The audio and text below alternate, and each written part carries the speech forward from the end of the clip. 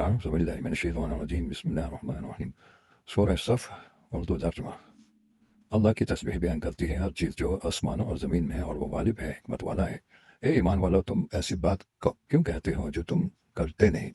اللہ کے نزدیک یہ بات بہت ناراضی کی ہے کہ تم ایسی بات کہو جو تم کرو نہیں۔ اللہ تو ان لوگوں کو پسند کرتا ہے جو اس کے راستے میں اس طرح مل کر لڑتے ہیں گویا وہ ایک سیسا پلائی ہوئی دیوار ہے۔ اور یاد کرو کہ موسیٰ علیہ السلام نے اپنی قوم سے کہا کہ اے میری قوم کے لوگوں، تم مجھے کیوں ستار رہے ہو، حالانکہ تمہیں بخوبی معلوم ہے کہ تمہاری جانب اللہ کا بھیجا ہوا رسول ہو۔ بس جب وہ لوگ ٹیڑے ہی رہے تو اللہ نے ان کے دلوں کو اور ٹیڑھا کر دیا، اور اللہ تعالیٰ نافرمان قوم کو ہدایت نہیں دیتا۔ اور جب عیسیٰ بن مریم علیہ السلام نے کہا کہ اے بنی اسرائیل، میں تمہاری طرف اللہ کا بھیجا ہوا رسول ہوں، تصدیق کرنے والا ہوں اس تورات کا جو مجھ سے پہلے سے موجود ہے، اور خوشخبری دینے والا ہوں اور ایک رسول کی جو میرے بعد آئے گا، اور اس کا نام احمد ہوگا۔ پھر جب وہ ان کے پاس کھلی نشانیاں لے کر آیا تو انہوں نے کہا یہ تو کھلا ہوا جادو ہے، اور اس سے بڑھ کر ظالم کون ہوگا جو اللہ پر جھوٹ باندھے حالانکہ وہ اسلام کی طرف بلایا جا رہا ہو۔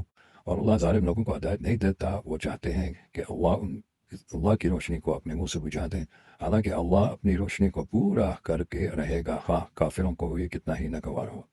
وہی ہے جس نے بھیجا اپنے رسول کو ہدایت اور دین حق کے ساتھ تاکہ اس کو سب دینوں پر غالب کر دے، خواہ مشرکوں کو یہ کتنا ہی ناگوار ہو۔ اے ایمان والو، کیا میں تم کو ایک ایسی تجارت بتاؤں جو تم کو ایک دردناک عذاب ہے، اگر تم کو ایک دردناک عذاب سے بچا لے تو تم اللہ اور اس کے رسول صلی اللہ علیہ وسلم پر ایمان لاؤ اور اللہ کی راہ میں اپنے مال اور جان سے جہاد کرو، یہ تمہارے لیے بہتر ہے اگر تم جانو۔ اور اللہ تمہارے گناہ معاف کر دے گا اور تم کو ایسے باغوں میں داخل کرے گا جس کے نیچے نہریں جاری ہوں گی، اور عمدہ مکانوں میں جو ہمیشہ رہنے کے باغوں میں ہوں گے، یہ ہے بڑی کامیابی۔ اور ایک اور چیز بھی ہے جس کی تم تمنا رکھتے ہو، اللہ کی مدد اور فتح جلدی، اور مومنوں کو بشارت دے دیجیے۔